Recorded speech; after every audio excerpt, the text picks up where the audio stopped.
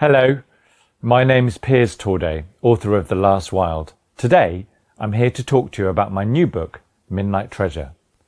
In this story, immortal vampires have ruled the world since they defeated mere mortals at a big battle about 500 years ago. They have been in power for so long that they don't even need to make new vampires, and some are no longer even affected by sunlight. With their allies, werewolves, they are invincible and cannot be killed, as their secret police have destroyed all knowledge of how this can be done. But when a young orphaned werewolf, Tibor, along with his best friend, a black Alsatian called Rosa, is sent on a quest to find a long-buried magic treasure, he will uncover an even greater secret. This is a book of big adventure, with talking books of spells, fighting dragons, and trains powered by thunder, an epic battle between good and evil. I'm just going to read a short bit. Tibor, our hero, is 12 and about to be 13. When he turns 13, he will become a full-grown werewolf, able to transform at will.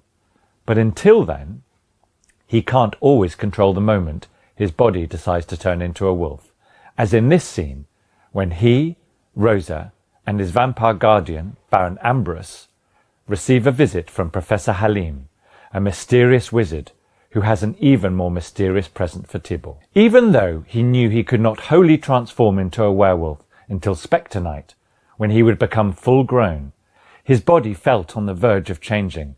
Every nerve ending had that tingle which acted as a danger sign. And during daylight, in front of a distinguished visitor, nothing would be more humiliating than a half-transformation in public. Such events were meant to be private, to help young wolves adjust to the split life that awaited. It was no good. His teeth were lengthening inside his mouth, and fur bristled under his outer skin. As Rosa had taught him, Tibor took deep breaths to try and control the wolf within, the creature that did not belong in this elegant salon of upholstered chairs and fine china. "Please, Professor, continue," said the Baron. "If I may," said Professor Halim, "I have a gift I would like to present to Tibor first, a mark of the great esteem in which the society holds him." "A gift?" said the Baron. "But of course, what a wonderful thing! Isn't that kind, Tibor?" "So kind," said Tibor, through gritted teeth as he clutched the chair, digging into the arms that his emerging claws to try and conceal them. The Professor reached under her seat and produced the travelling bag he had seen her rummaging through in the greenwood. Tibor took a deep breath. The stove crackled. Vampires kept every fire blazing, even on the hottest days of the year. They never seemed to sweat and abhorred a draught. As she rifled through the seemingly endless contents of the bag, the Professor gave a tight smile to the Baron. He beamed at Tibor, who tried to smile back without letting two massive wolf canines pop out of his mouth.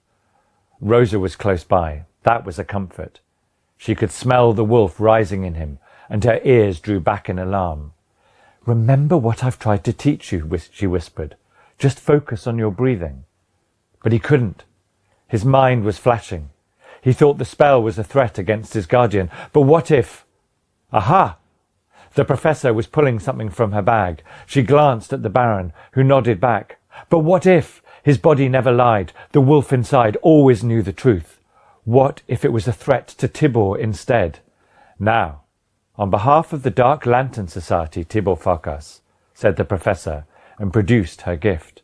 His trousers split at the seams, and his toes curled into claws, piercing his shoes. In a minute it would be over. "May I present to you a token of our highest esteem?"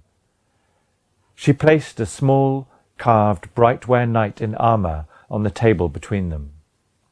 The knight was upright, but had their eyes closed, with their palms closed together, either in prayer or sleep. It was hard to say which.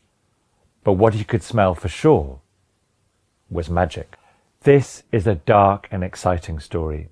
It asks, what would you do if you lived in a world of evil, run by evil people, but who were also offering you a life of incredible riches, if you became as evil as them? And it also asks, what do you think is the greatest power there is in the world? Is it magic? Religion? Science? politics, or something else?